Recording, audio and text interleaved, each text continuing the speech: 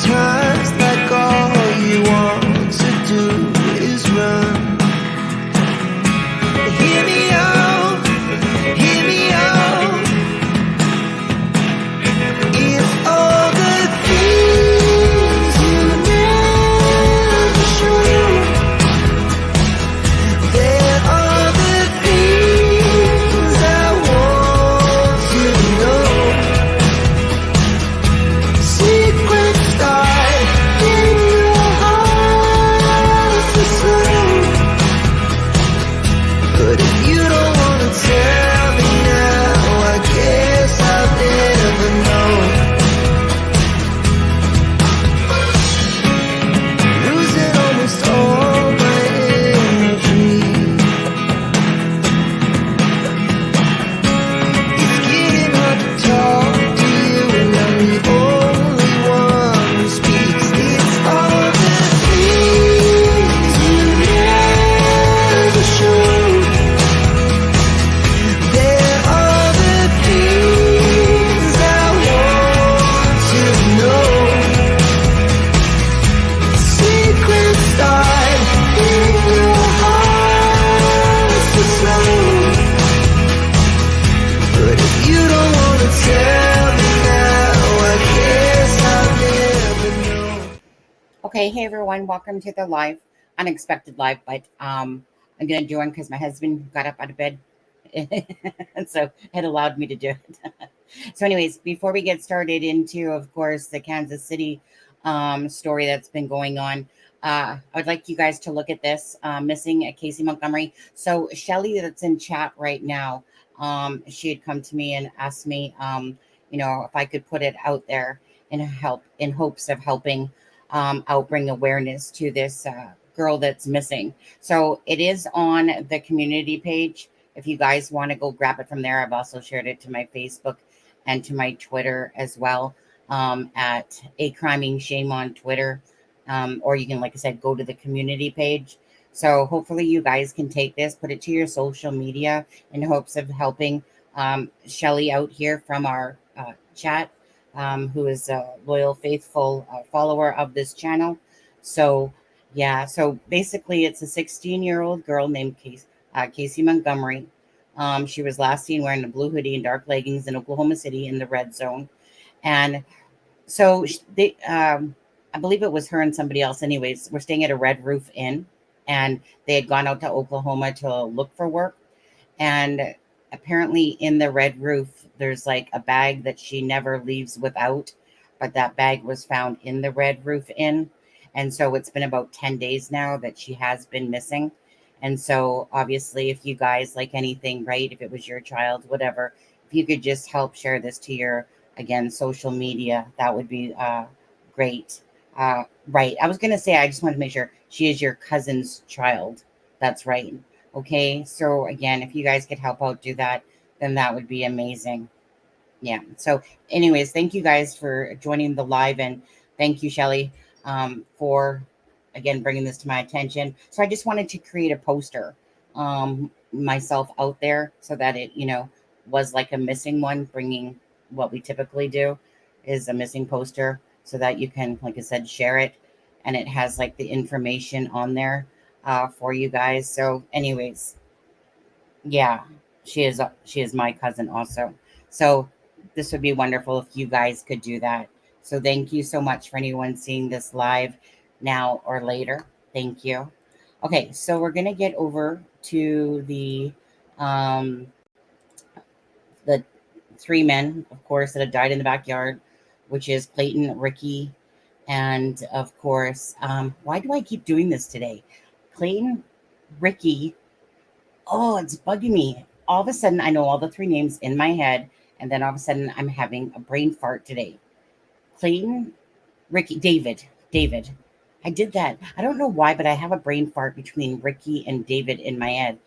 That's why. But anyways, so we're going to start off, I think, by just watching a couple of the reports that are out. So, I mean, they did say that the toxicology report wasn't going to be back for quite a while. And then next thing you know, it had come out today, basically saying that there was fentanyl, cocaine, and THC that were, found in their systems. Basically, Fox News said cocaine amongst others, and then other media was reporting fentanyl and cocaine, and then they came out on another one and said THC, which THC is usually to me kind of a given in a lot of people because a lot of people do smoke weed regardless. I know Ivy, and then my husband got up, and then I thought I would trick you, so I was like, husband got up because my husband hurt his eye today, and so he was underneath of his sink, and then something fell in his eye, so it was causing him a lot of pain. So I think it ended up being that whatever it was, it scratched his eyeball, and so every time he was closing his eyelid, it was just, he said it was like a screw being pushed into his eye type of feeling. So he had, I gave him Advil. He was flushing it out. Da, da, da, da, da.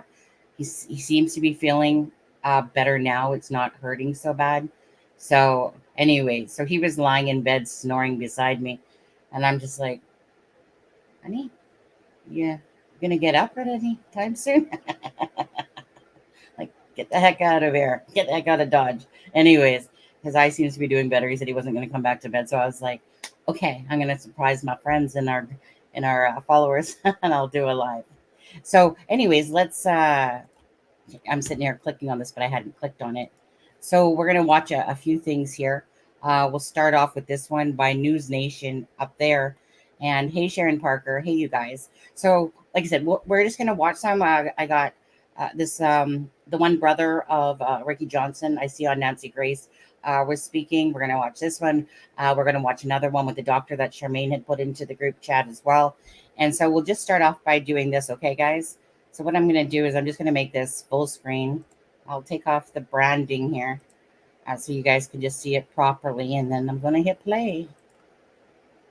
Okay. Start with what matters here. Breaking news, okay? We now know what killed these 3 men in Kansas City. How it happened, whom else might be in danger, those are the questions. But this is certainly not over, all right? So what do we know? 3 young men in their 30s found dead in the backyard of a friend who survived. Didn't make sense. Why? No sign of foul play. One of them upright in a chair, one of them without a coat, frozen in the cold. Didn't make sense until you see the blood. Let's go to News Nation's national correspondent, Alex Capriello in Kansas City, Missouri, for the latest. It's a big scoop. What do you know? Yeah, big scoop and certainly unexpected. We were told that these toxicology reports would not come back for at least another 3 to 5 weeks, but little did we know that they would be delivered to the families, at least the information that was within inside of them to the families. Basically, what I've heard from my sources who are connected to these families tell me that detectives from KCPD called them, told them that the preliminary toxicology reports have come back to their desk, and it shows that there was a mixture of cocaine, fentanyl, and THC, also known as marijuana, that was in their systems. Now, the families themselves have not actually had new copies of these toxicology reports. I think that's still going to take some time, but I think this is what you've been alluding to for the past couple of days. These families deserve at least some sort of closure, some sort of answers, and it appears that KCPD did that today. So, Alex, oh, good. Jordan's a chemist. They all knew him as that. It was easy for them to go have fun, but he up. He made a mistake. Jordan is somebody that is known from high school as like creating drugs for people to make them feel better in certain situations. Okay, well, you want to do this? Okay, I'm gonna make this for you. I'm gonna make this for you. I'm gonna make this for you, and handing him out. So, Alex, look, this is this guy's opinion. He is from the community. He may know this guy, Jordan. You know, this is going to be part of the investigation. But what's the word from the families about what this means to them and what they want next? I mean, every single family member that I've spoken to say that they're still devastated. This is still an unexpected death to befall their family, but it is a sense of relief that they are getting some sense of answers moving forward. Yesterday was the first step, just meeting with the Platte County prosecutor, knowing that an investigation is indeed going on. Now, they're no closer to a finale or a wrap of this investigation, but they met with the prosecutor. Now, the very next day, they get some preliminary results from a toxicology report. And so I think it is heading in the right direction, and that brings them some sense of relief. Hey, thank you for watching. Please go to newsnationnow.com, newsnationnow.com, and you. So I'm just going to pull up the next one as well. Let's go to the doctor one. Chairman of the Department of Anesthesiology at California Pacific Medical Center. Dr. Swisher, thanks so much for joining us. So we're still awaiting what the results of these toxicology reports are. We heard possibly cocaine. There's a lot of people who've been focusing on the possibility of fentanyl because these three appear to have just walked outside. One was found sitting in a lawn chair. How quickly would a fentanyl overdose happen in a person? Well, fentanyl is one of those medications which gets a lot of news because, unfortunately, there's a lot of misinformation about fentanyl and how it's used and how it's ingested. Unfortunately, a lot of substances that are bought on the street are contaminated with fentanyl, either purposefully or not purposefully, and people don't know that they're taking it. Fentanyl is a narcotic. It's a short-acting, very potent narcotic. It's much more potent than morphine or heroin is. Fentanyl, depending on the route by which it's ingested, can work immediately, or if it's ingested orally, it can take a longer time to take effect. Right. So we're speculating as to whether fentanyl is in there or not, but you don't have to have fentanyl. It could have been like you hear polysubstance abuse, and if you look at Heath Ledger, or you look at Matthew Perry or Whitney Houston or Tom Petty or Prince, all these people were engaging in polysubstance abuse. And polysubstance meaning they were taking a lot of things. There wasn't just Correct. one thing found in their system. Exactly. Ativan, Ambien, cocaine. Ketamine. Ketamine, in the case of Matt Perry, exactly. Just keep in mind that even though they said that the cause of death of Matthew Perry was ketamine, Matthew Perry fell asleep in a hot tub because of ketamine and he drowned. Right. Not that the ketamine is what killed him, but it was the proximate cause of his death. So that leads me to this question. The fourth man who was renting the house, named Jordan Willis, says he spent 2 days sleeping on the couch. He has now reportedly checked himself into rehab, saying that this whole experience has been a, quote, wake-up call. Could he also have been suffering from the same effects of whatever drug or drugs the three victims who died took? They just happened to be outside when they succumbed, and he was fortunate enough to be inside and not in freezing cold? Yeah, exactly. I mean, unfortunately, these medications are essentially anesthetics. It's what I do for a living. I mean, you give people enough anesthetics and they'll fall asleep. And these drugs are additive in their effect. And so, again, similar to Matthew Perry, he didn't die necessarily because of the ketamine. He died because he drowned in a hot tub. These men died because they fell asleep in sub-zero temperatures and they developed hypothermia and froze to death. So that's the cause of death is hypothermia, but as a result of intoxication with multi-substances, which caused them to stop breathing, fall asleep, essentially. The whole group had been partying and watching the football game together leading up to this. Neighbors say they saw the men going into the house with 2 30-packs of beer. Could alcohol also have played a role in all this? Absolutely. I mean, alcohol alone could have played a role in this. If you drink enough, you will fall asleep. And so it's just intoxication to the extent where you pass out, and you do that in, again, sub-zero temperatures. I'm sure that's happened, many times in history. Fishermen or people out in the cold fall asleep from drinking too much and then develop hypothermia. It doesn't take long to die from hypothermia. Yeah. That's unfortunately the case. Bottom line, in many of these cases, a drug or alcohol and drugs or alcohol alone may have caused them to fall asleep or pass out, but it's the cold that killed them. Yeah, the cold that killed them. And, exposure and hypothermia again, as you develop hypothermia, your respiratory rate decreases, your metabolic rate decreases, and eventually you will have a cardiac arrest from hypoxia and not breathing. I assume this is why we haven't gotten the autopsy report yet. Then that toxicology is in, but the autopsy is not. Right. Toxicology, they say it takes 6 to 8 weeks, but, if you have a good sample of blood, or sometimes they take fluid from the vitreous of the eye, depending, wherever it comes from, this can be done almost immediately. It's a gas chromatography, or there's other laboratory tests. Autopsies are a physical examination of the body, and it takes not a pathologist a period of time to do it. If you want to be complete. Okay. Thanks so much for watching. Go to joinnn.com to find News Nation on your television provider. And don't forget to click the red. Okay, so 1 second. I'm going to play Nancy Grace for a second here. So sorry. So some idiot came in saying, I'm going to ban this channel because he's, just a troll. But anyways, so what happened was I went to go click on it. Then it jumped down to Ivy's name and says, you've banned Ivy. So I'm going to go to the Nancy Grace and I'm going to go fix that mistake. So give me a second. Okay, guys. So we'll share that one.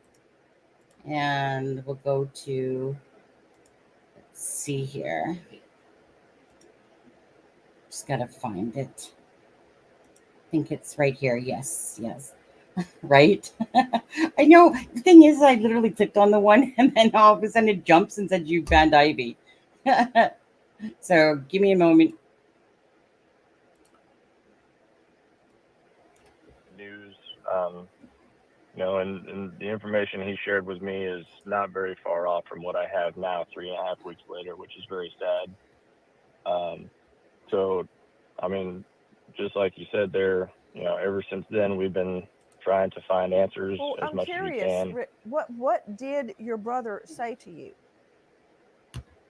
Well, he told me that I have some bad news to share, and I don't want it to be like this because we don't live very close. So it's not like he can just come down and tell me, which made it even more difficult. And he told me that Ricky passed away, and they're not sure why. They just found his body. So to both of us, nothing made sense right off the bat. And 3.5 weeks later, we're still in the same boat, Nancy. So Jonathan, at the very beginning, what were you told about what happened? Well, from the very beginning, all the reports and everything, which is the only people we've actually heard from is media. Especially in the first week, 2 weeks, we never heard anything from the police, but that they froze to death. And that's why we've been so outspoken from the very beginning, is because that is not a cause of death I would ever accept. My brother was a smart man.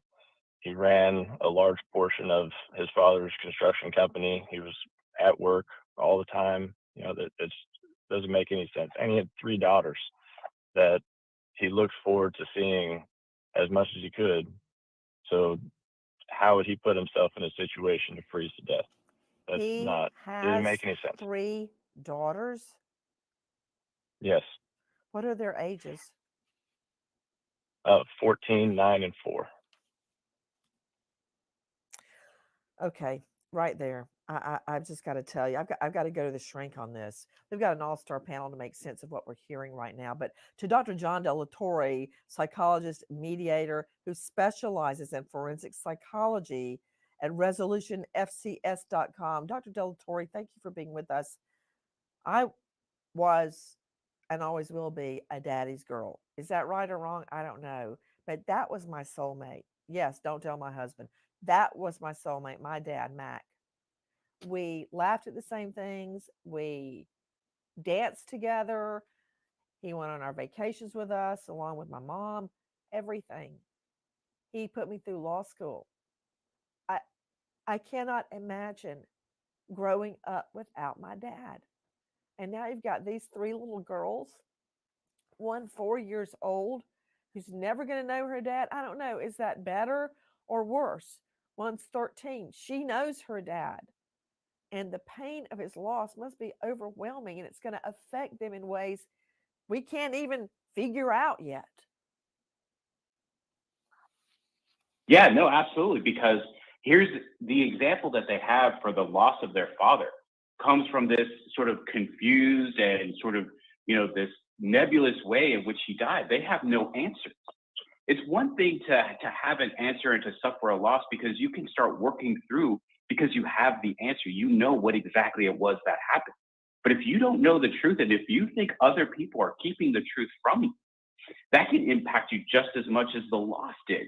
They're already going to be going through grieving, right? They're already going to be suffering in their own ways. And the hope is that they have family connections that can help them work through those problems by remembering the father that they have. But the problem is that they don't have an answer. They don't have an ending. And that's going to be really problematic as they continue to move forward through their grieving process. It's not just Jonathan Price, who is Ricky Johnson's brother, that has questions. David Harrington's father, John Harrington, has been very outspoken. Listen. David Harrington's father, John Harrington, is convinced something happened at Jordan Willis' house when the guys were watching football. He believes that Jordan Willis played a part in it. Harrington says he thinks the three men learned something or saw something they shouldn't have seen, and Willis decided, friends or not, got to get rid of you. There has been a lot of online speculation about how the scientist survived in his bed asleep while his friends died in the backyard. John Harrington, the father of David Harrington, doesn't believe Jordan Willis's claims of not hearing relatives banging on his door. Willis has said he was sleeping with noise-canceling headphones on and heard nothing. Let's just go over the facts, and then we'll return to Jonathan Price. That's Ricky Johnson's brother. Joining me out of Kansas City is Grace Smith, KCTV5 investigative reporter. Grace, thank you for being with us. Tell me the facts as you know them now. Yes, Nancy. Well, thank you so much for having me. I spoke with Jordan Willis's attorney right after this happened, and he kind of just said, bottom line, Jordan had nothing to do with this. Like your reporter just said, he was sleeping with headphones in. He didn't hear any knocks. And the only thing he heard was when the police came to his door. So that's all that he has told me. And that's all that he believes. And I said, well, why didn't he go outside at all or check anything or look out the door? And he said he had no reason to do any of that. No reason to go outside. Okay, I'm really curious. To Bernarda Villalona joining us, high-profile lawyer who works in the Homicide Bureau in New York. You can find her at villalonalaw.com. Bernarda, thank you for being with us. Didn't he have to eat? Did he go without eating for 2.5 days? Without drinking water? Nothing? I mean, I want to find out what's on that cell phone of his, not just the 3 victims. Did he answer one text? Did he open one email? Did he answer one phone call? How can you stay knocked out for 2.5 days? I don't get it. Absolutely, Nancy. A lot of this doesn't make any sense at all. And just from a prosecution vantage point, I'm looking at law enforcement to definitely do this investigation. I understand that they don't want to classify it as a homicide investigation, but I think you need to take the approach. Because if I've got 3 dead bodies and I've got anybody lying about anything, then that makes it suspicious. Absolutely, Nancy. We're on the same page. My policy would be investigated as a homicide until it is ruled out, because when something is classified as a homicide investigation, it affects the approach of law enforcement. It affects the resources that are poured into an investigation. It affects who you contact and how you loop the prosecutor in. There are so many unanswered questions, and one thing you're going to need from the prosecutor's office, get a warrant for Jordan Willis's phone and let's see what communications he was having during those 2 days, because as of now, we don't have any answers. And our best bet is getting answers from the cell phones of the deceased and the cell phone of Jordan Willis, because it would tell us whether there was any movement. It would tell us what email, text communications, browsing history, photos, videos, anything. That would give us some clues, because obviously there's no physical We can't see anything physical on the bodies of these three individuals so far that will lead them to think automatically it was a homicide. So you have to do some more digging. While I have Bernardo Villalona, let me throw a couple of legal ideas at you, and I want to hear what Jonathan Price thinks of them. Number one reason that a person is not named a suspect or a person of interest, a POI, is because once you do, they are suddenly cloaked, shrouded, blanketed with protections under our Constitution. Once they're named a target, a suspect, a POI, you can't just walk up and start asking them questions anymore. Oh, no. That's not allowed. Absolutely, Nancy. They'll lawyer up immediately. Yes, They'll that's what I'm lawyer up saying. immediately. So even if it is in LA law enforcement's mind that they're looking at this as a homicide, they're not going to come out and say it because they're going to get no cooperation at all from anybody once they're named a target. And again, no one has been named a target or a POI, person of interest, yet. Grace Smith, yes, no. Did Jordan Willis's lawyer, say anything about handing over his phone to police voluntarily? No, not one. I asked about his phone, and he did not tell me one thing about his phone. Well, when you Or he asked him said, the "I question, cannot." what did he do? He said, "I cannot go into that." Why? I don't know. Okay, maybe it's just me, but Jonathan Price, Ricky Johnson, who was found out in the cold, dead, his brother, that doesn't concern you that the lawyer suddenly says, I can't talk to you about my client's phone. Why not? If he's really asleep 2.5 days, then why can't I look at his phone? And why can't the lawyer comment? He should say, yeah, we handed it over to the cops. And it shows he didn't answer a single text or phone call during that whole time period. Yeah, I mean that that doesn't make sense at all to me. And I'm definitely for constitutional rights and all that, but when it comes down to people losing their lives, there should be a fine line. And the lawyer, he was very consistent with changing the story and everything, but he was very consistent on not answering the drug question. And now that he did not answer the phone question, that leads me to believe, since he just checked into rehab, he does have a drug problem, and that's why he didn't want to answer it. Maybe there is something on the phone because the lawyer specifically did not answer that question, but he's open to answering all the other questions. Very curious. And Jonathan Price, you said the lawyer has, to paraphrase what you said, gone along with changing the story. What do you mean about changing the story? Do you believe that Jordan Willis, let me just call him the homeowner, where this viewing party was being, like everybody gets together to watch the Super Bowl? That's what they were doing. They were watching the Kansas City Chiefs game all together at Jordan Willis's home. What do you mean by changing the story? I'm very curious. Well, from the very beginning, he said that before the fifth person came out, he said that Jordan was there sporadically throughout the day. And then he also did not mention a fifth person, but once the fifth person came out, then he changed it to saying that there was a fifth person and that he was asleep the entire time. So those were two very specific details that were specific in the opening statement, but then changed over time. And then there's very conflicting statements about the dogs as well, because the fifth person did say that there was a dog present when he was there, and this was at midnight when he left. Therefore, is it between midnight and 2 a.m. you take your dog to your dad's house? That makes zero sense. So the lawyer was very specific that the dogs were not there as well. So there's definitely things not adding up with this statement. Jonathan Price, I'm glad you mentioned that about the dogs, because I found it too convenient that they just happened to be gone during this 2.5 day period. That the fifth person, who at first wasn't mentioned, says the dog was there at midnight when the person 5 left. Now, Jonathan, I can't even tell you how many thousands, literally thousands, of homicide investigations I've either investigated, helped investigate, helped tried, or covered.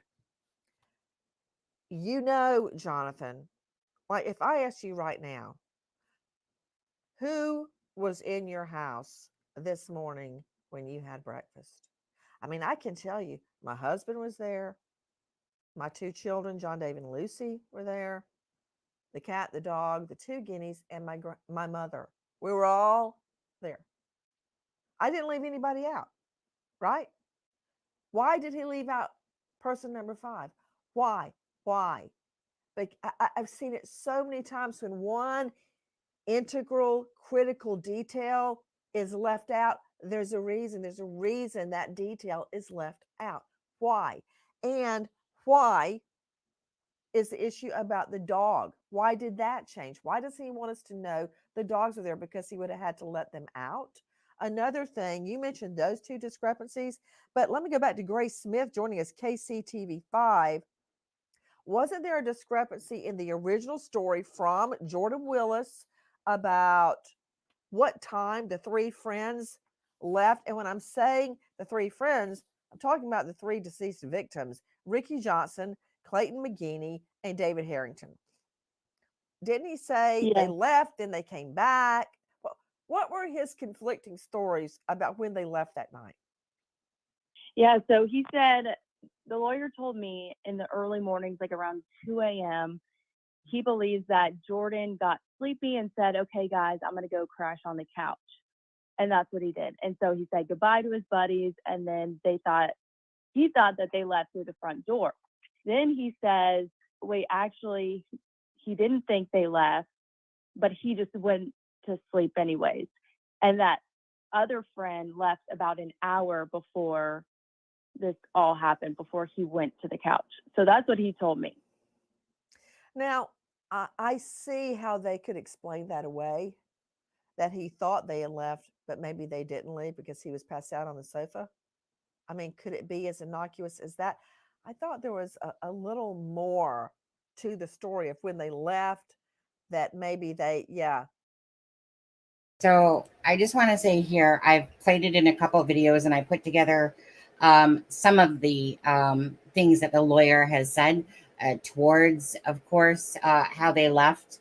There was 4 discrepancies, and that wasn't actually even including the one where he said that they left and came back, or something like that, because there was Ashley Banfield had said, like, did they leave? Or did you escort them to the door? And then the lawyer's like, come on, Nancy, like, it's not kind of how men work. They just kind of like, see you later, bro, da-da-da-da-da. And then I showed you the next clip right after that, where he says that he escorted them to the door, literally the opposite of what he just said, that he fell asleep. And again, that he doesn't know, like, usually people just hang around, and then leave when they want to, type of thing. But he was passed out. And then that was another one, like I said, about the, well, they left and came back. And then there was one more on top of that one, actually. And so the inconsistencies from the lawyer's mouth, I almost think that, I don't know if the lawyer, I just feel like his lawyer is doing Jordan Willis no favors, or maybe he is doing him favors for us, because he's so inconsistent in what they're saying about this. And again, about the dog, there's 2 dogs that he owns, Sadie and Daisy.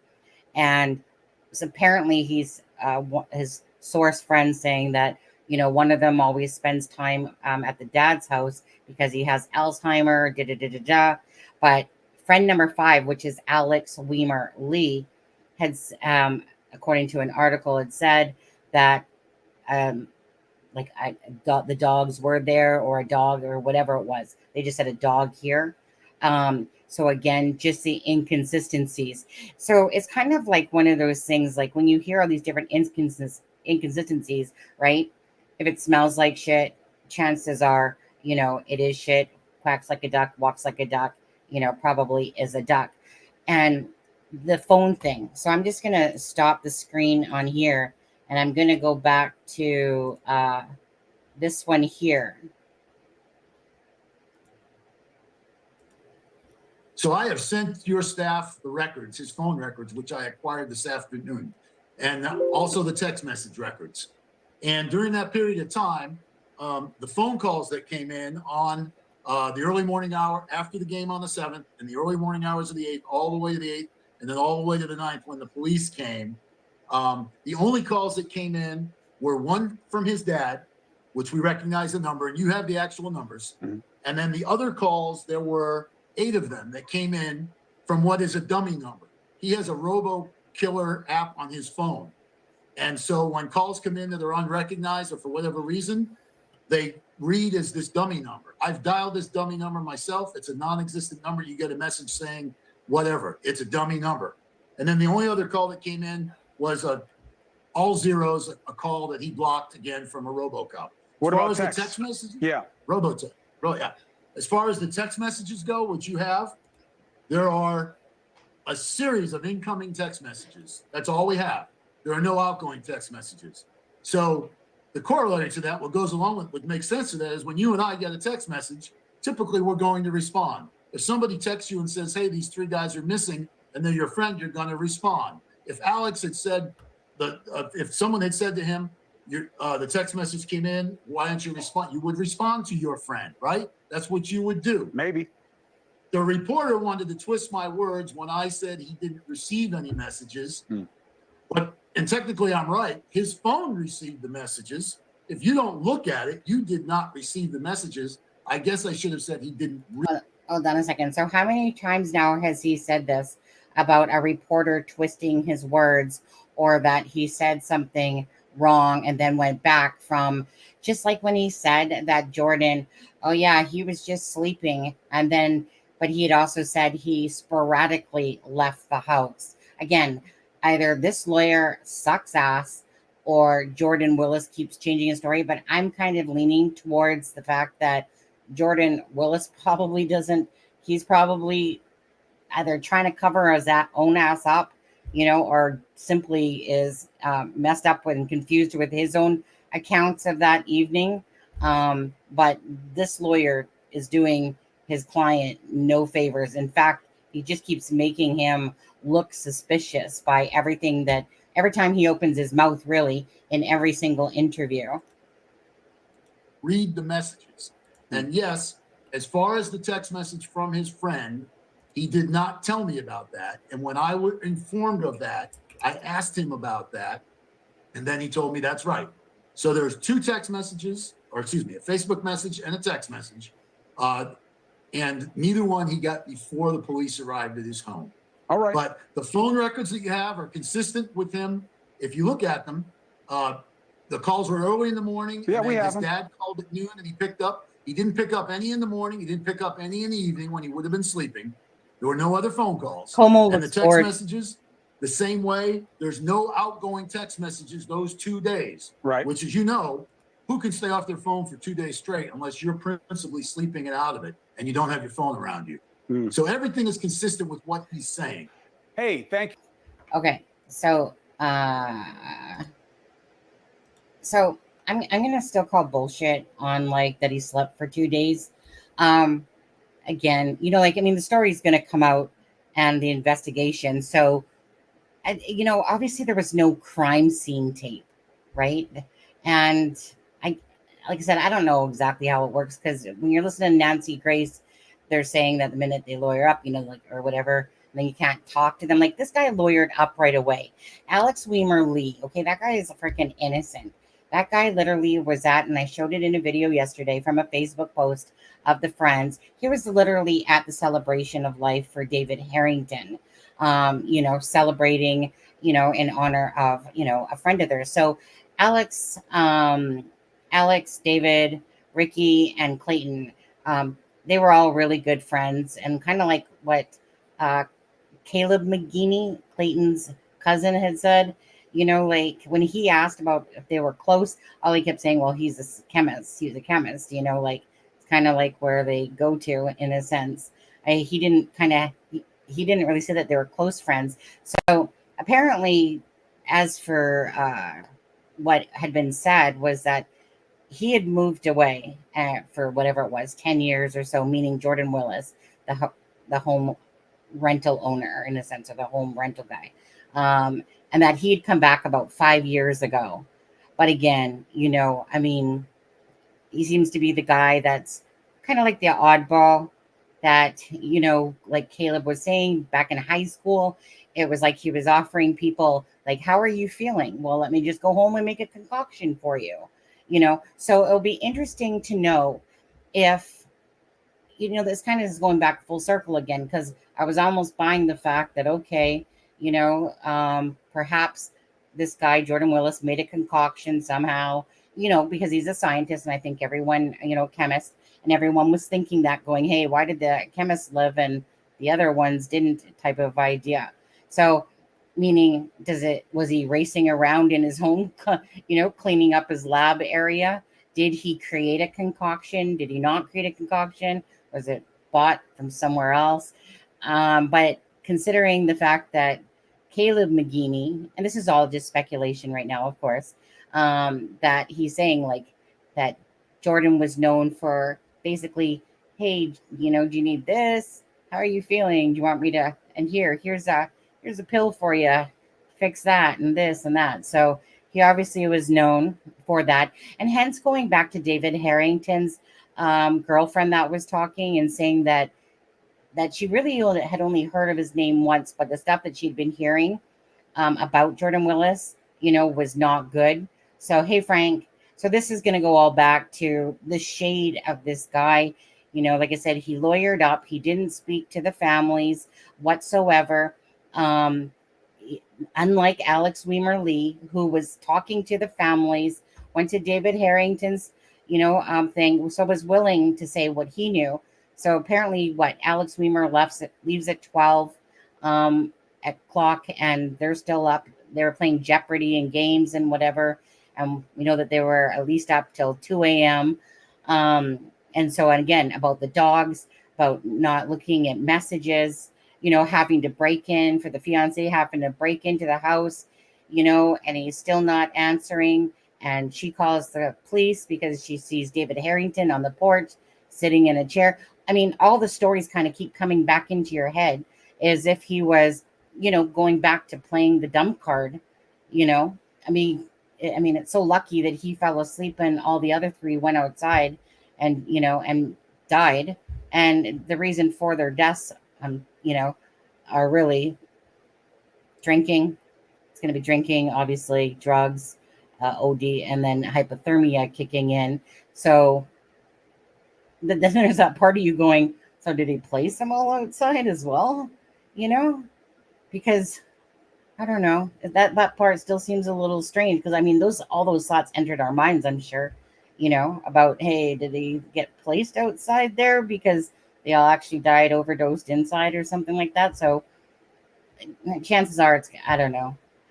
Like I said, you got smokers there that go outside. One didn't have a jacket, which was Ricky Johnson on there, because yeah.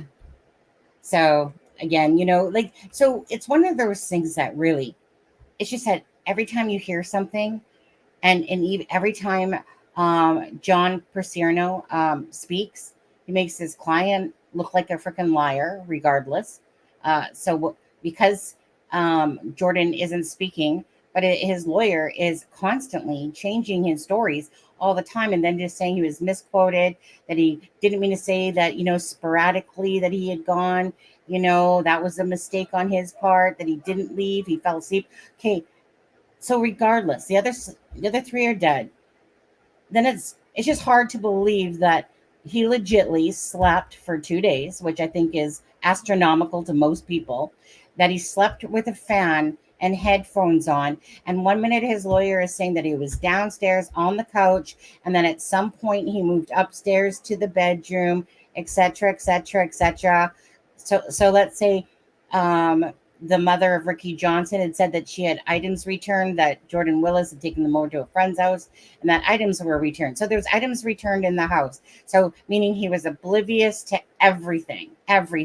Slept for 2 days, didn't see a phone call, oblivious to any jackets or phones that were inside of the house, didn't look out his windows at all, meaning all of it would just be, how funny would that be that none of that all happened, plus more. Y'all have never slept for 2 days? Well, I don't do drugs. The only time I've ever slept for 2 days is when I've been sick. but it doesn't mean stop me from going up or getting up still. But the only time I've ever slept for 2 days, even longer, is when I've literally had a severe bad flu. Yeah. It's still weird because all three couldn't have died altogether. Well, the thing is that they could have, Ginger, because if you're drunk, you've been drinking. And let's get one thing straight, too, because they weren't at the house watching the Chiefs game. They'd watched the Chiefs game. It was said at a couple other people's places. They'd gone other places before that. And then they were invited back to Jordan Willis's home where they were playing video games and hanging out, and hence, Jeopardy, whatever. I can't remember what the rest of my thought was on that, but anyways, so it's just like I said. Back to what Ginger said. So yes, so if you're outside in the cold, and then all of a sudden, all of that, and you're basically like ODing in a sense, you're taking too much and you're sitting outside in the cold. And then all of a sudden, whatever it was that doctor had said in that video, about your respiration system. So that's what you're trying to picture. Like one guy sitting in the chair, the two others were in the backyard. We don't know exactly where. Perhaps they were near David Harrington that was sitting in the chair. He just happened to be sitting perhaps while the other two were standing. Who knows? I'm not sure if the other two smoked, maybe because he's a smoker, he was kind of sitting in the chair, and the other two were. Now that wouldn't make sense because they got THC in their system as well. So they're all probably used to smoking something there. But anyways, I think the whole point is that so then it would have rendered them all unconscious, basically putting them into a sleep. So but anyways, you guys can keep chatting in there. What I do want to show is this as well, actually. So, Kansas struggle. Okay.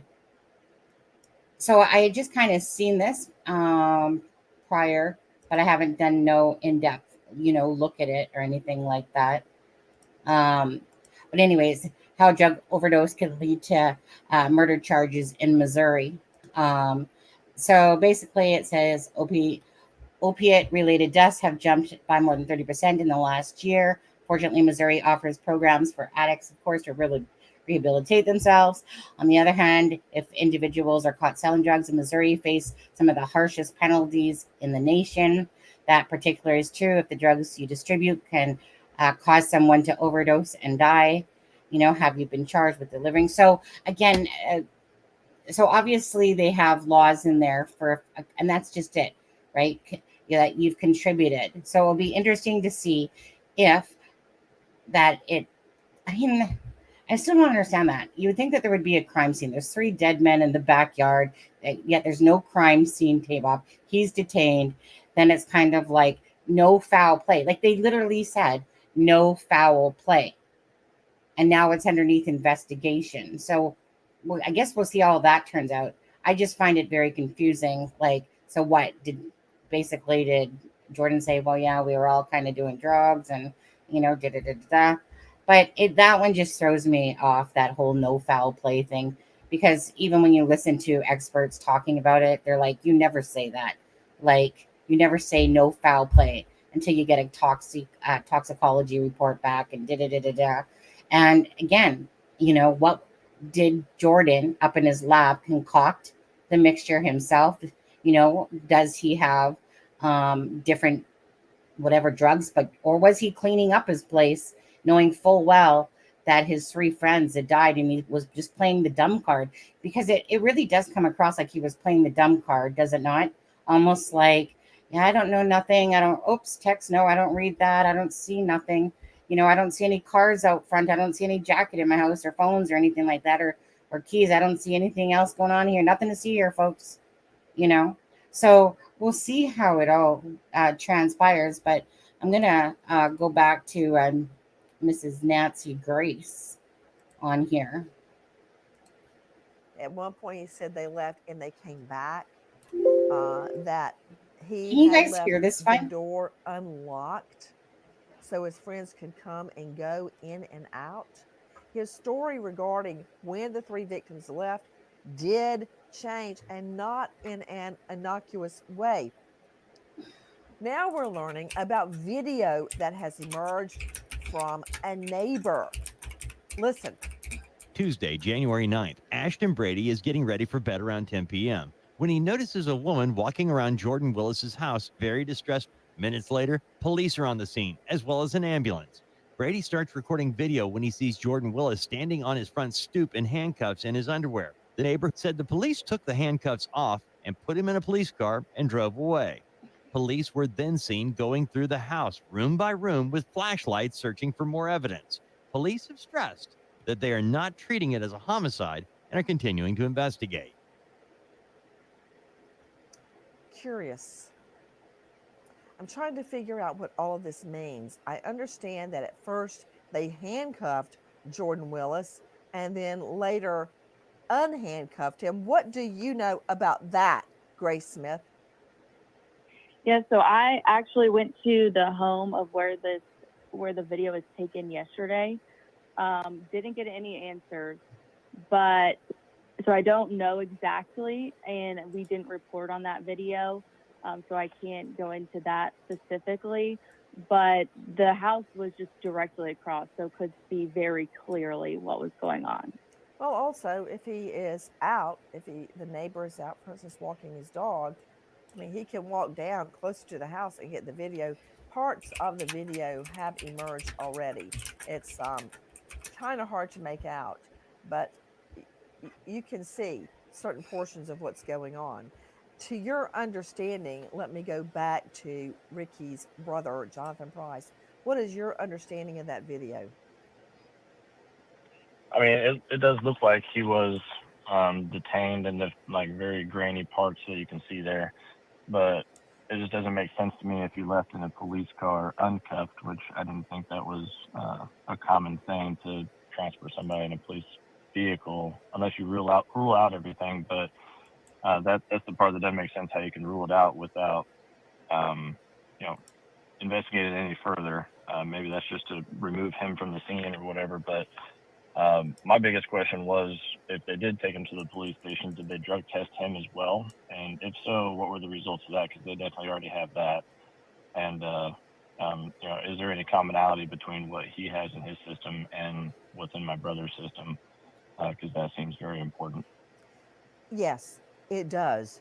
And joining us is renowned medical examiner, Dr. Jane Gorniak, to answer those questions. First, I want you to analyze for me, to Todd G. Shipley, what we're learning about attempts to unlock the victims' cell phones. Listen to Sydney Sumner, Crime Online. Cops are asking for codes to unlock the phones of 37-year-old David Harrington, 36-year-old Clayton McGreeney, and 38-year-old Ricky Johnson. Investigators say combing through the cell phones of the 3 Kansas City Chief fans will show who they talked to, where they went, and when they ended up outside the house, on the porch, and in the backyard.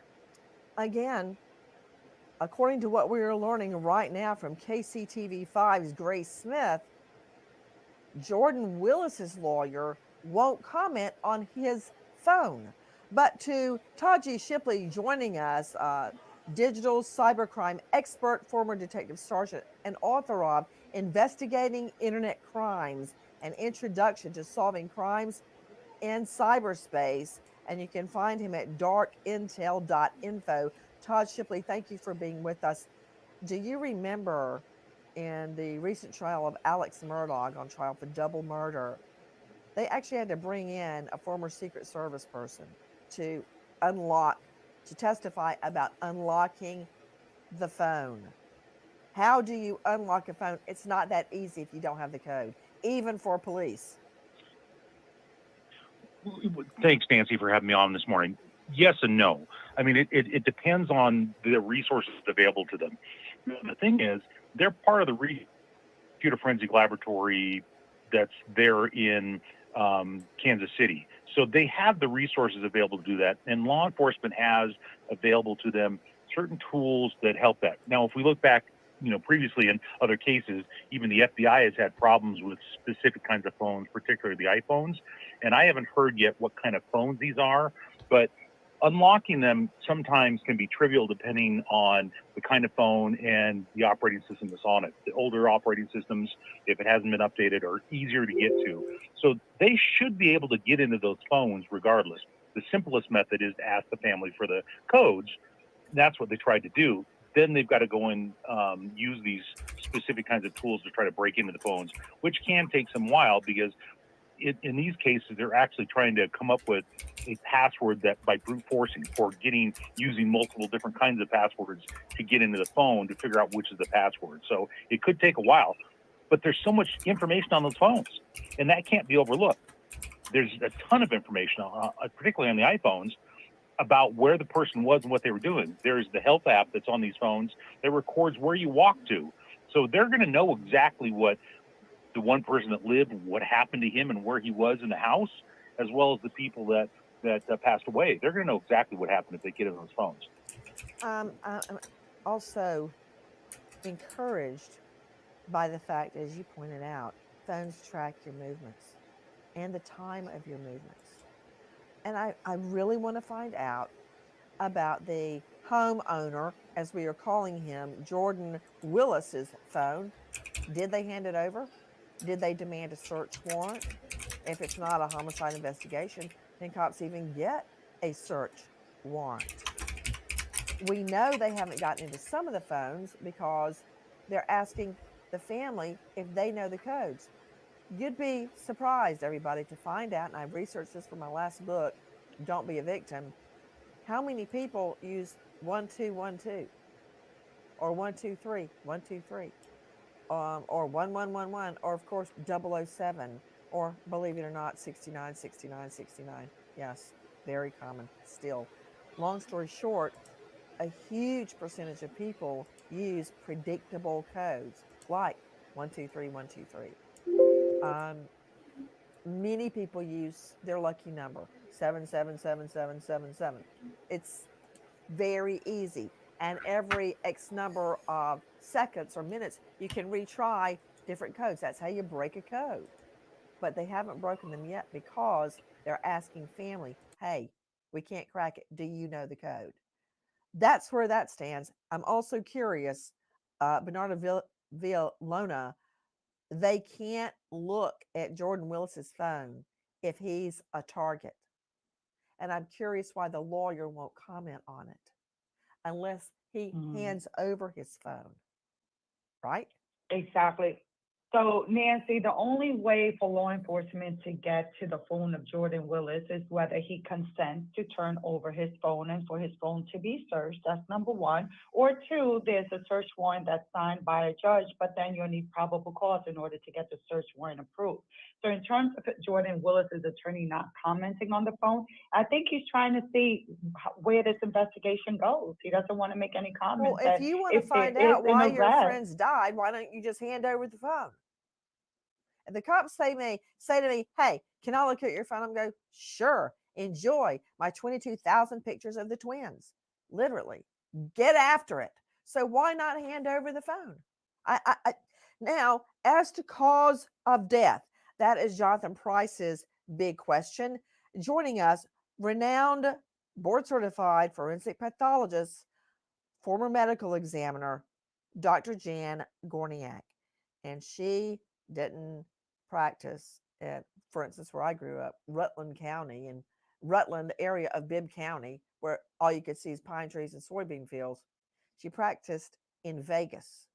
Never a lack of business at the morgue.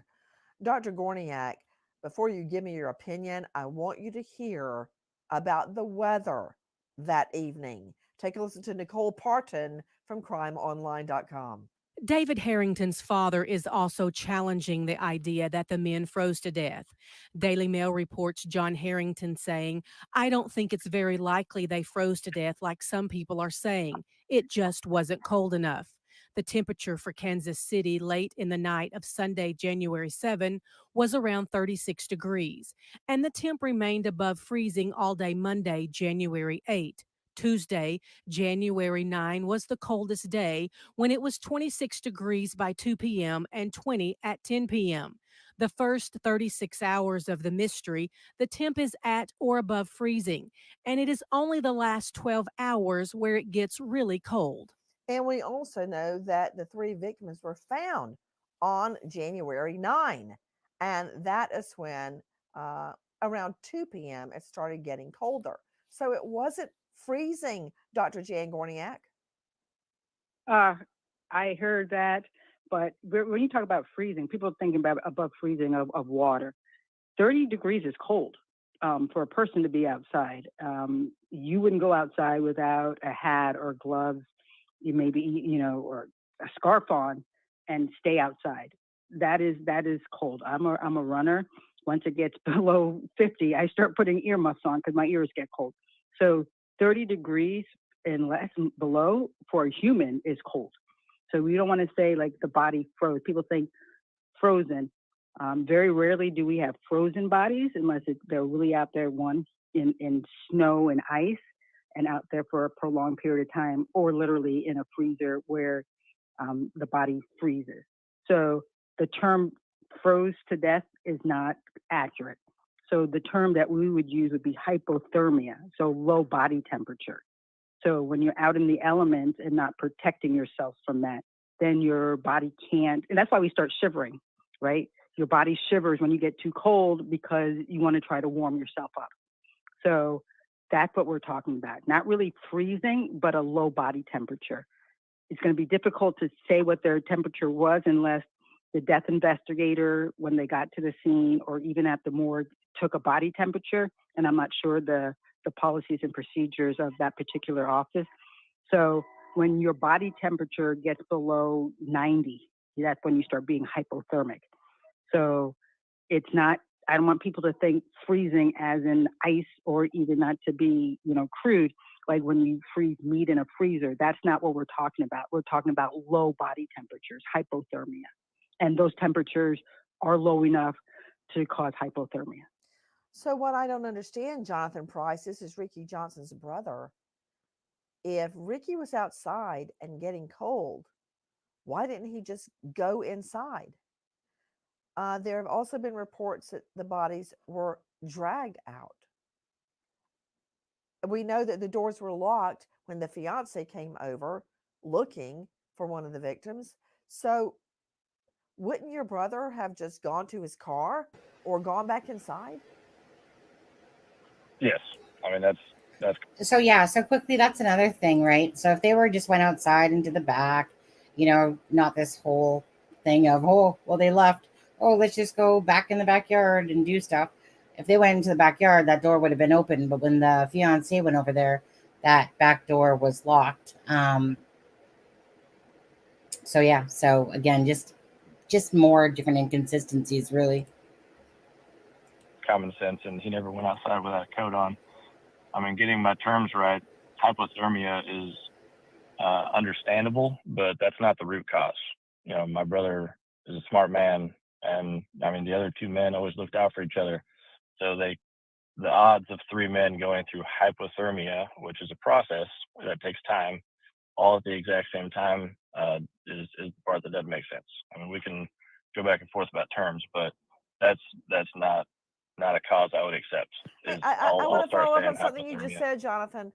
The likelihood, and no one has discussed this, the likelihood that all 3 would drop dead with hypothermia in the backyard at the same time, with 2 of them out in the backyard and one of them, and oh yeah, I want to follow up with you, Grace Smith. How far were the backyard bodies from the porch and the window?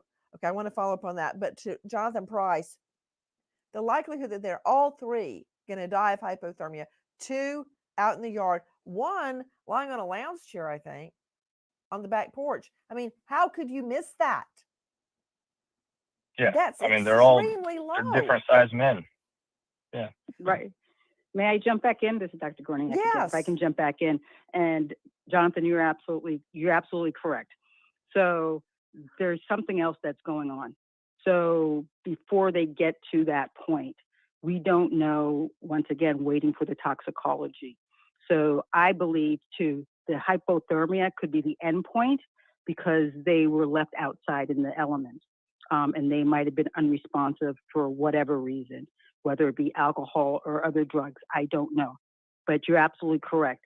It's not like they were out, skiing or walking outside and got lost, their cars broken down altogether. But there is something else.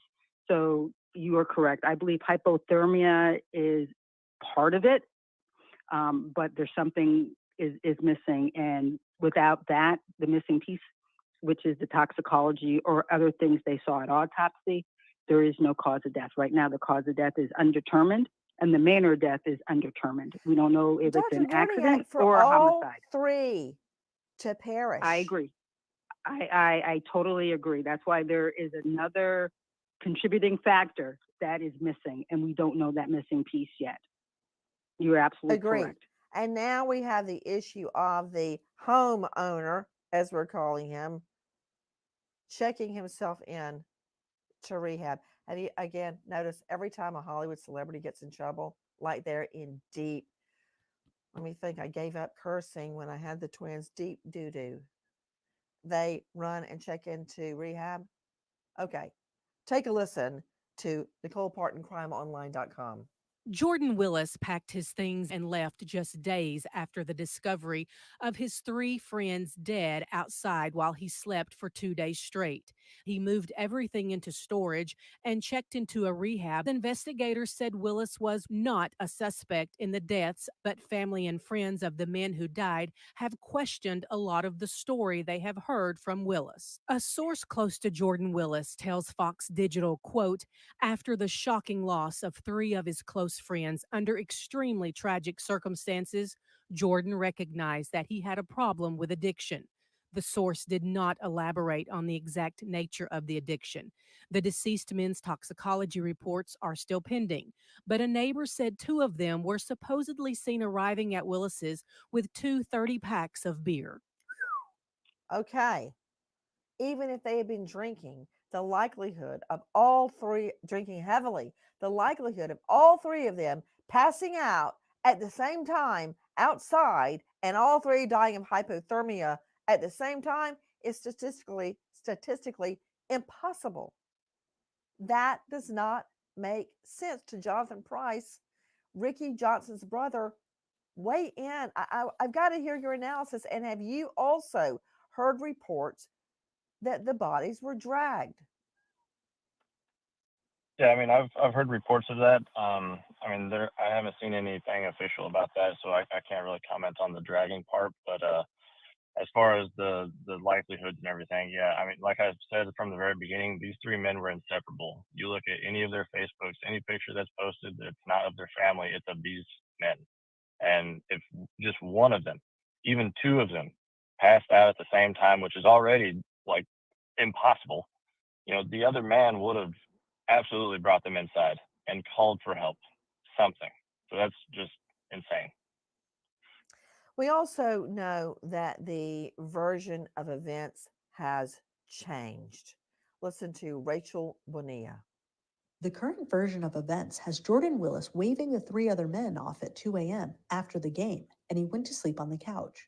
By 2 a.m., the game had been finished for at least 7 hours, as it was a 3:25 kickoff, and the game lasted 3 hours.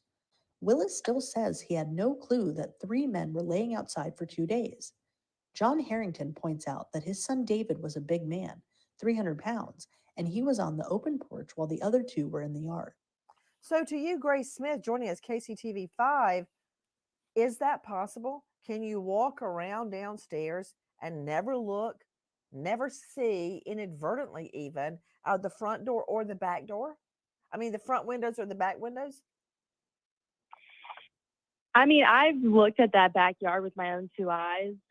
I think for me, it would be hard, but I'm just nosy, so I feel like I would definitely see something.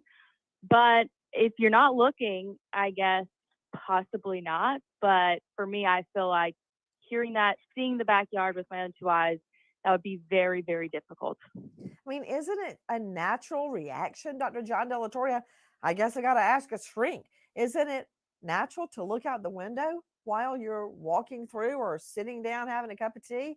I mean, who would just Not Yeah, even look absolutely. out the window. No. Well, here's the thing: is that you're assuming that he was sober any of that time. I mean, I'm not saying that he was asleep 2 days. That's absolutely ridiculous. And if he's in the throes of addiction the way that he's claiming to be, then he's for sure not staying asleep. He's got to get up and he's got to drink or use whatever he needs to use. That's his drug of choice. But there's nothing to assume that he was sober and actually paying attention to his surroundings. You can't trust anything that he's saying. If he's accurate in saying that that he's got a problem with drugs and alcohol, you can't trust anything that he says, because more than likely it was tinged with some kind of illicit substance. So of course he's not looking outside or going outside. Of course he's not getting dressed. I mean, right? think Because about it. When you're on a plane, he's not sober. your natural instinct is to look out. People that are afraid of flying, they have to shut the window because the natural instinct is to look out the window. I'm just not believing that he goes over 2 days and doesn't even look out a window. Okay. Well, it's not that he's not looking out the window. It's that he's so hungover or he's so intoxicated, he doesn't even know what he's seeing. Guys, it's not just Jonathan Price, who is Ricky Johnson's brother. John Harrington, father of David Harrington, is in so much pain and not getting answers. Listen. John Harrington, father of one of the deceased, David Harrington, says he isn't getting info from the police. The Daily Mail reports that Harrington says he has been in the dark regarding the investigation and says he just wants to know what happened to his son. Harrington says everything he has put together about what he thinks happened is just him. The police haven't shared anything with him. Harrington said, "My son is dead. Why?" To Jonathan Price, tell me what your family is going through right now. I mean, this has been the most difficult thing that I've ever faced in my life, and you know, I've been through things, not that I would ever share or anything, but it's immeasurable to lose somebody that growing up, he was somebody I always admired. I looked up to him, and he's one of very, very few people in my life that I can say we never fought, even when I was a kid. And he was 8 years older than me. We never fought once. And I always jokingly said, except for whenever I wanted to watch Power Rangers and he wanted to watch Sports Center. Now, that's the only time we ever fought, but I'm perfectly fine with that. And I'm going to be living with regrets of not talking to my brother as much as I should have throughout these years. But this is so difficult. And I mean, I can't speak for my entire family, but you know, I would understand everybody because of what Ricky was in their lives. What was it like growing up with him? It was a good time. Looking back, obviously, as a child, I always thought he was picking on me and stuff like that. But looking back, I mean, it's so cherished memories. And, you know, even before he passed, we would always joke about it and laugh about it. You know, taking me to sports, going to see him play football in high school and college. I mean, he was just an all-around amazing person. And once he had his first daughter, you know, things changed for him. Everything was about her, and trying to make things right. And I mean, it hurts me to think of him suffering, and I hope that he was not suffering at this time. But I mean, my brother was an amazing man, and anybody that knew him would tell you that. And what he would do for them without any questions asked. He had such a huge heart. You were hearing Jonathan Price. This is Ricky Johnson's brother, found dead. So really that's the end of her episode here, to be honest. And so anyways, thank you, Nancy Grace, for that. It's so sad, you guys. I mean, regardless, at the end of the day, right, you have to be accountable for your own actions still as an individual person. They did drugs. Unfortunately, it ended up with the loss of their lives. It's still heartbreaking because, you know, they're still human beings, whether or not They had fentanyl, cocaine, and whatever in their system. They weren't planning on dying. So we'll have to see what happens, of course, with the rest of the investigation. Now, kind of what they had said about the investigation was that when they left the prosecutor's office, that the family seemed to walk out of there, like satisfied, like with what was being said to them. So, again, who knows? I'm just trying to find this quick video here. Let me just. Oh, I think it was this one. That I think it was Seen Sen Sullivan that had sent this one earlier. So it's 53 seconds.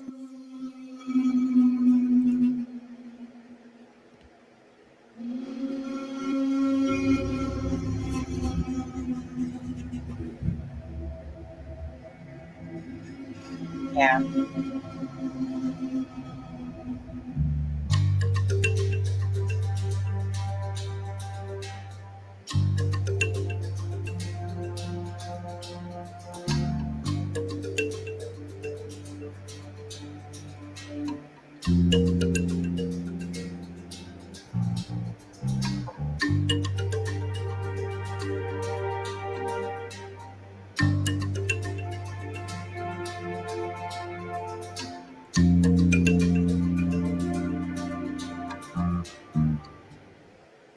Anyways, let me go back to that one piece there. On there. I mean, this is what it's like down in Vancouver. We do live in a big city here in Canada, which is Vancouver area. And going down to East Hastings, this is exactly what you see. It's like zombies.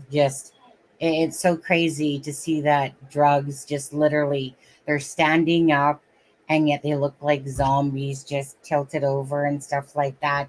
And it's so sad. I mean, this case will be interesting, just for the fact of what's the truth with Jordan Willis, and because everything is so sketchy, from the lawyer to Jordan Willis and the way he's lawyered up, moved out, went into rehab. Caleb McGreeney talking about how in high school he was your go-to guy and stuff like that. I mean, he's a chemist. Regardless, his job probably is, I'm gonna say that, well, I don't know, usually when things are bad in the media, usually you don't hold your job too long, regardless, even if you're innocent. So we're assuming he gave them drugs, but if the other guys bought it, it would be a different situation legally, I would imagine. Right. Right, exactly. I'm sure, like, it wouldn't shock me if Jordan's phone holds, like, I mean, I've watched those, things all the time with the investigations, and then the police, of course, are trying to get the phones out of people. And honestly, it's not like they're just going to look at the one conversation. They're going to download your whole phone, and he could have probably had a lot of stuff on there. So you would never want to willingly hand over your phone information, for sure, because again, it's going to be all your conversations. So if he's having all these conversations and somebody's saying, "Hey, bud, can I come over and get some whatever?" It just really depends what the story is behind Jordan Willis. He's not looking too good, that's for sure. But again, he's innocent until any charges may be brought against him, or he might not have any charges brought against him, and it was just simply that, drinking the alcohol plus the fentanyl, cocaine, in their bodies, and being outside for them created them. And that's a hard thing to believe, is that three people all at once, right? That three people all at once, not like one say succumbed to the situation first, and then one, you know what I mean? Like, it's like they would have all just been sitting there, and one's without his jacket, and they would have just had to basically pass out at the same time, pretty much, from the conditions and the drugs and the alcohol. I mean, but what's the chances that all three of them just did that pretty much at the same time without another friend seeing one kind of go down first, or were they so drunk that even if the one friend looked like he was sleeping, so it'll be very interesting to see what the actual answers to all this. And no, it's so bad. I have a niece, and she lives in downtown Vancouver. And like I said, I'm just amazed that she's still alive. There's not going to be a point that I'll ever be shocked if we ever get a phone call saying that she's right, and different sizes, Emily, right?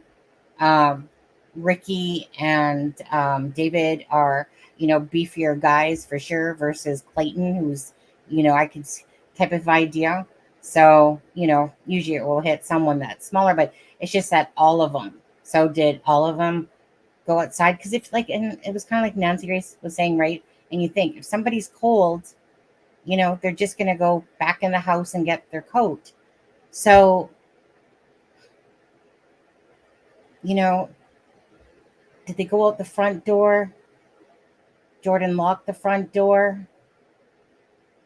No, because they would have, there's 2 cars there. They couldn't all have forgotten their keys and phones inside and then just went to the back to chill out. That wouldn't make sense, because you would just go to a neighbor's house. There's so many other options that would have happened. That's just trying to think about anything that would possibly make sense. The 3 people dying at the same time. Yeah, but what's the chances that one of them was to say something happened to somebody and the other 2 friends are just, totally unaware? I mean, it just would, it just would seem really odd, like if all of a sudden, say David was the first one, instantly he'd probably be slumping in his chair. Like it just wouldn't make sense, really. And so I agree, right? There's something about it to me. I do want to play that one guy's thing one more time, just for the sake of it, if nobody saw it. Do I still have it open? Which is the one I want to watch? That's the doctor. This one. Let's watch this one again. Of the Department of Anesthesiology at California Pacific Medical Center, Dr. Swisher, thanks so much for joining us. So we're still awaiting what the results of these toxicology reports are. We heard possibly cocaine. There's a lot of people who've been focusing on the possibility of fentanyl, because these 3 appear to have just walked outside. One was found sitting in a lawn chair. How quickly would a fentanyl overdose happen in a person? Well, fentanyl is one of those medications which gets a lot of news because, unfortunately, there's a lot of misinformation about fentanyl and how it's used and how it's ingested. Unfortunately, a lot of substances that are bought on the street are contaminated with fentanyl, either purposefully or not purposefully, and people don't know that they're taking it. Fentanyl is a narcotic. It's a short-acting, very potent narcotic. It's much more potent than morphine or heroin is. Fentanyl, depending on the route by which it's ingested, can work immediately, or if it's ingested orally, it can take a longer time to take effect. Right. So we're speculating as to whether fentanyl is in there or not, but you don't have to have fentanyl. It could have been, like, you hear polysubstance abuse, and if you look at Heath Ledger, or you look at Matthew Perry or Whitney Houston or Tom Petty or Prince, all these people were engaging in polysubstance abuse. And Polysubstance meaning they were taking a lot of things. There wasn't just one Correct. thing found in their system. Exactly. Ativan, Ambien, cocaine. Ketamine. Ketamine, in the case of Matt Perry, exactly. Just keep in mind that even though they said that the cause of death of Matthew Perry was ketamine, Matthew Perry fell asleep in a hot tub because of ketamine and he drowned. Right.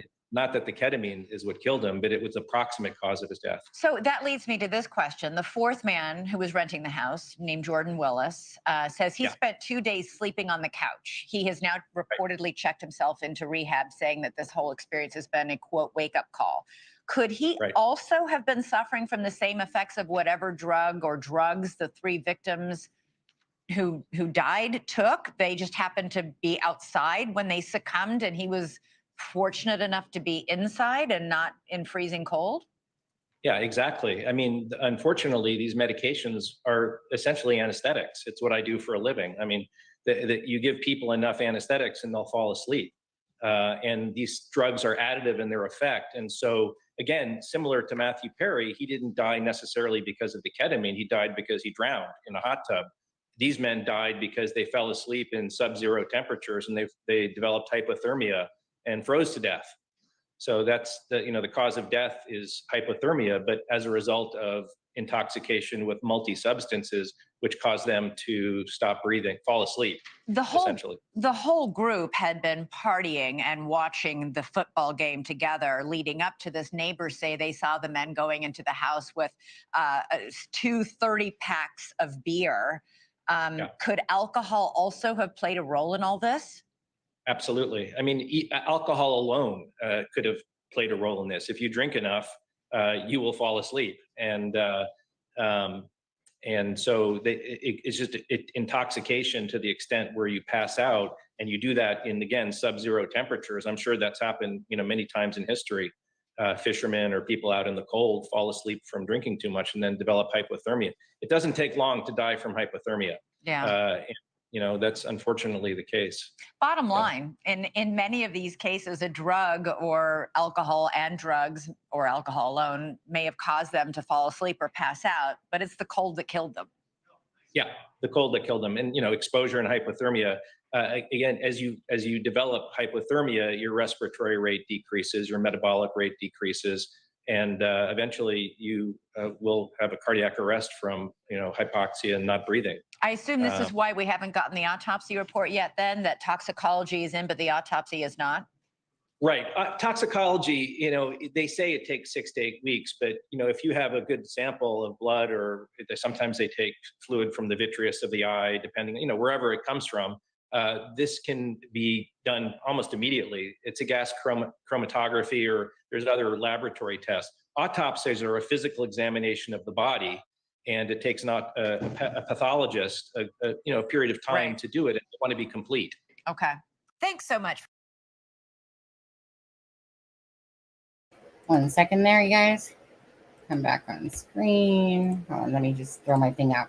So, and that was a realistic question there for you, Jen. So Jen's saying that she can make sense of out of all this. Let me just go back to Jen's comment. To me, it's not odd at all. I unfortunately have a past and can make some sense out of all this. I don't want to get any hate, though. Again, no hate here. At the end of the day, everyone still has to be accountable for their own actions, right? Regardless. And that's the sad thing that will come from those 3 men's deaths, sadly, and unfortunately. But I have never, back in the day when I was younger, the worst thing, I did acid, mushrooms, and, smoke weed, hash, and oil. That was it. Okay, that's all I've ever done in my life. And I'm 54. That was back when I was in my late teens, 18, 19, probably more like 17, 18, 19, 20 type of area. But I don't know what to take fentanyl feels like. And so to Jenna, I'm asking you, can you make sense to me or to any of us that have no clue about it? Jordan Willis saying he was asleep inside for 2 days, basically. That's a hard one for people to understand, especially for someone like myself who has no clue of, what kind of impact fentanyl has. I don't know what the feeling someone gets is from having fentanyl or taking fentanyl, how long it lasts, I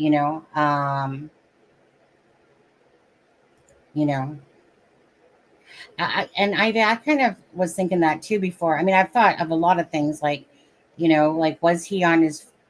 he on his tablet accidentally perhaps showed that a message was read, but he was still looking at his tablet, because it's all, it just, all of it, right, is very mysterious on what exactly happened.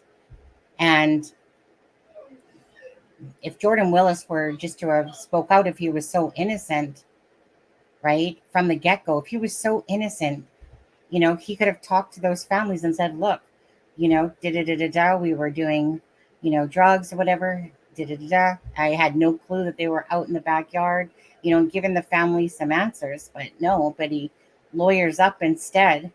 So there has to be something more. Well, that's just it, Ben. That was one of my first thoughts originally, when hearing this story, is that, someone that's not seeing any messages, not seeing this, not seeing cars, not seeing any jackets inside, not seeing all this. How could that possibly be? And then when they throw in the fan and the headphones, like, really? It just all sounds ridiculous when you listen to it all. And so you think that, well, was he just kind of playing the dumb card? And then it's like, oh, what? My friends are dead? What do you mean? Both fentanyl and hypothermia affect your breathing, and that's how it kills you, right? I mean, again, it will be very interesting as it plays out, because it's, I mean, really, the focus is on Jordan and how these three men ended up basically being dead at the same time. I feel like they went out the back door, that, one of them didn't have a jacket on because, like me, I typically don't wear jackets because I'm more of a warm-blooded person. So typically, and plus, well, females menopause too, right? But anyways, I'm just more of a warm-blooded person. So there's lots of times I don't even need to jacket. Or like if I was at somebody's house and going out for a smoke, I'm not going to whip on my jacket. Chances are I won't. Whereas a lot of people get cold fast and will throw on their jacket. I, in that case, wouldn't have thrown on my jacket. I just would have went outside. But too late. I mean, everyone should layer up. It doesn't mean you're guilty. Yeah, but in saying that, again, if you got nothing to hide, you don't really worry about that stuff. Like, in all fairness, if I got nothing to hide, yeah, I might get a lawyer, but I'm not going to hide if I got nothing to hide. That's not the way I would work whatsoever. But, I'm not Jordan, and I don't know what role he played at all. But I'm not going to hide if I got nothing to hide. Walking zombie, more like, yeah. So, like the guy kind of said in the video, like the toxicology report wasn't expected to be at least a few more weeks, because at first it said 6 to 8 weeks, but the police, they wouldn't show it or make it public till like 10 to 12 weeks. But then, like this guy said in this video, like if they take the whatever from the eye or whatever it was, and you can get the answers very quickly. So it's really that I think people now are just waiting on the actual paperwork, of whether they show the autopsy but the toxicology. So it's kind of like these answers were given about fentanyl and cocaine and THC, but the paperwork isn't there. Like, watch it come out tomorrow at some point. My natural coping mechanism is avoidance, and it's crazy how it is completely to put something out of your mind. Yeah. Well, I mean, to me, he's a chemist. He's probably a little bit oddity anyway. And it's just really how people react to different things too. Like, I get that. So I just think to myself, like, if I got nothing to hide, I got nothing to hide. So if I felt like I did nothing wrong, I would gladly talk to other parents. But some people avoid let me put it this way. Most people I come across avoid, I'll say, hey, Jeff, we were trying to determine if that was you in that Nancy Grace video. It kind of looked like you. Even I was like going, is that Jeff? It looked like you talking about the cell phones or whatever. Oh, he has something to hide on his phones. That's why I won't hand it over. I mean, he's smart not to hand it over if he does. Again, if you got nothing to hide, you'd be like, sure, really. Most people.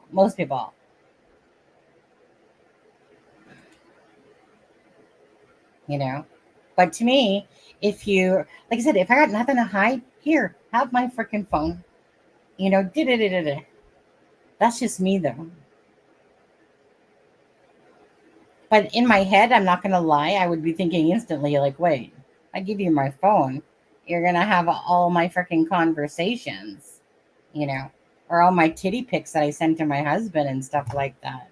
If I ever met Nancy Grace, you'd be the first one I They kind of look like you a bit there, Jeff. Not gonna lie. Angel, we don't know. He seemed to cooperate with the police, at least in the beginning. Right. I've watched a few cases where cops have tried to make an innocent person admit they're guilty. Right. I've seen that too. Yeah, me too. I watch a ton of those investigations all the time on EMW or whatever it is. That's one of the main ones that I watch is that one. And I watch those things all the time. And I'm just thinking a lot of times, like, what a bunch of idiots, you know, because, any person knows that they're just, yeah, you're my best friend. Just talk to me, because we know this and we know that, and stuff like that. And it's amazing how many people actually fall for that shit. What's your judgment against chemists? Yeah, I don't know. I think that anyone that's in the science thing a little bit has a bit of oddity. They always seem to be more of the nerdy type. Not all, but at least to me. Oh man, yeah, you already said that. I already read that. I already did that. If I party with my friends and God forbid something like this happened, I wouldn't want my family going after anyone I was with. Yeah, and don't forget, why didn't he seem to talk about the fifth guy? Why did they have to find out that there was a fifth guy? Is how it's coming out, which is Alex Weimerly. I really don't think the Fent was on purpose, at least. My family going after anyone I was with. Choice, I really don't think the Fent was on purpose. Don't know. I don't know. I mean, it's just kind of whatever. You're just taking the information that you're given, I mean, obviously, I'm sure Caleb's Caleb McGreeney, the cousin to whatever. I'm sure there's a lot of truth to what he was saying about Jordan Willis, concocting stuff for people and that. Ellie said no foul play. Right, straight away. They went into the house, is what we heard.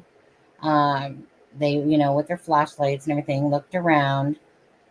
And I just find it hard to believe that, again, according to other experts talking on panels, they couldn't believe that they would say that right away, because without the toxicology report coming back. And although that they can do many toxicology reports, I had listened to as well, that's pretty brazen to be saying that right away. Like 3 men are frozen to death, in a sense, in the backyard. So, like, that's just not an everyday occurrence that happens. So, like I said, he was arrested, then he was let go. But then the police called the family in, the prosecutors called the family in, and the family seemed to be happy with the fact of, the investigation. So that obviously leads me to believe that they're definitely looking into perhaps, with Jordan Willis, simple as that. Because the family would be pissed if they went in there and they said no foul play, still so sorry. But that's not the impression that the family is giving by when they went to the prosecutors. Didn't we hear in one of the news segments that he wanted to talk to the families, but his lawyer told him not to until it's over? I've never seen that myself, Ivy. I've never seen that myself. No danger for you. The Mounties don't solve anything anyways. You're listening to Charmaine too much. Yeah. Anyways, so we'll see if anything comes out tomorrow.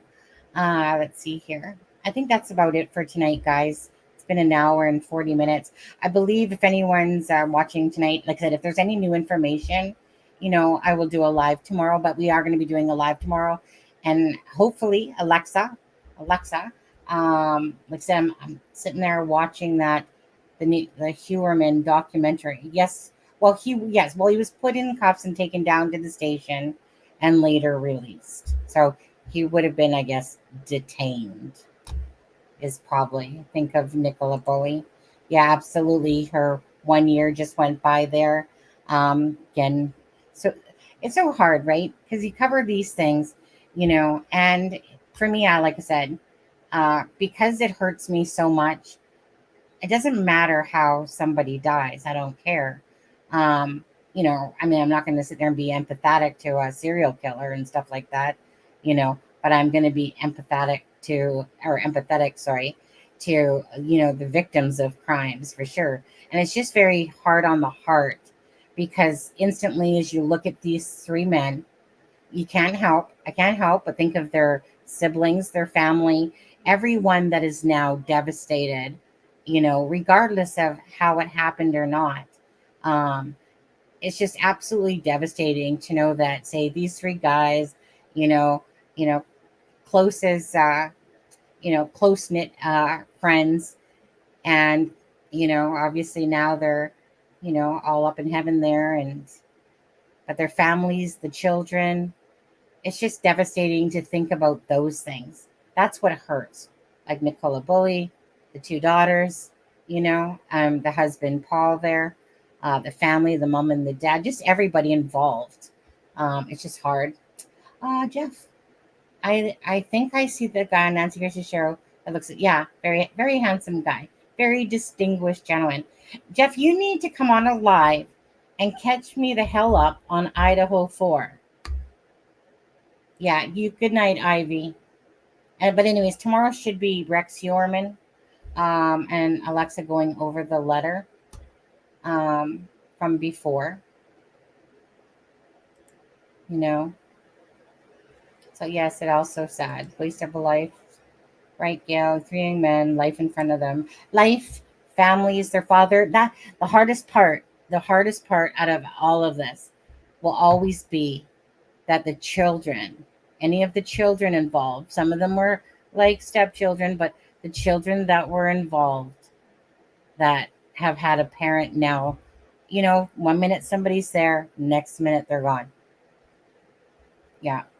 Anyways, thank you so much to Seize Through again for your making my husband get out of the bedroom so I could do a live donation of $20.